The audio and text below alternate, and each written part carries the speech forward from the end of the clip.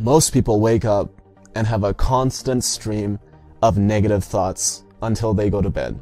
And the majority of those thoughts will never actually happen, and the things that will don't even really matter or are simply going to be challenges that they're going to overcome. It's funny that most people might not even realize this. It has become the norm.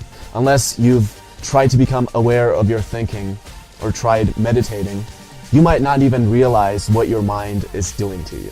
Now, the mind is probably one of the most powerful tools that we have. But the more powerful something is, the more dangerous it is if a person doesn't know how to be in control of it. It's literally like taking a chainsaw and giving it to the guy who has no control over his limbs. So why is it that you want to become aware of this? Or as ECKHART Tolle says, watch the thinker. Because it's killing you. The more we study this, the more we realize that it's physically killing us. If you go outside and look at people, you will see cortisol-producing machines. That's literally what everyone has become. And it's apparent in how they walk and how they interact with each other. It is literally killing you. Not only is it ruining your life, it's literally physically killing you. So a lot of people have come to understand this, and most people have started to see the value in becoming present.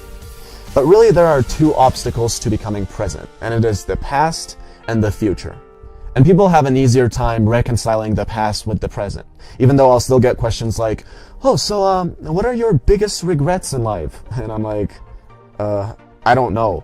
They're like, come on, you gotta have some. But I really don't know, because I don't think about that. It just doesn't make sense to take something that isn't and let it negatively affect something that is.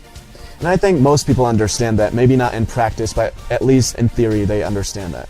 But the really big problem has come with the future and the present moment. How do you reconcile those two? I want to set those powerful goals, I want to have a powerful vision, but how do you reconcile that with being present to the moment? And there are really two kinds of people. The first one is the classic rat racer. In 2 years, he's going to get a $2 raise, and that's all he's anxious and stressed out about for the next 2 years. After he gets that $2 raise, he'll be quasi-happy for 2 minutes, and he'll be back to another 2 years of stress and anxiety for another $2 raise. And that's most people. And then some of those people will pick up the Bhagavad Gita or ECKHART Tolle's The Power of Now and completely misunderstand it and say, well, no more goals. That's just ego gratification. From now on, I'm staying fully present to the moment. And honestly, anything's probably better than being a rat racer, but ultimately, you don't want to get stuck in either one of those paradigms. So let's look at an analogy from TOLLE that should allow us to never ever have a problem understanding how you can have a vision and goals and stay present to the moment at the same time.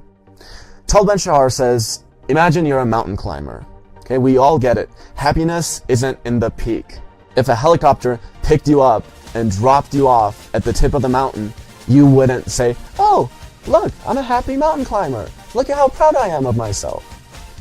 But he says, neither is it in aimlessly wandering at the base of the mountain. Happiness is the experience of climbing towards the peak. And that's literally how you want to look at it. You set up that powerful vision, that worthy goal of yourself, which is the peak, and then you follow that path that leads you there while you stay present to the moment on the journey. And again, there's going to be some guy that says, well, you're taking out all the spirituality from ECKHART Tolle or whatever. But look, you're obviously misunderstanding it. ECKHART Tolle does not say don't plan. If that was the case, the guy would still be sitting on a park bench instead of going on Oprah and producing multiple best-selling books.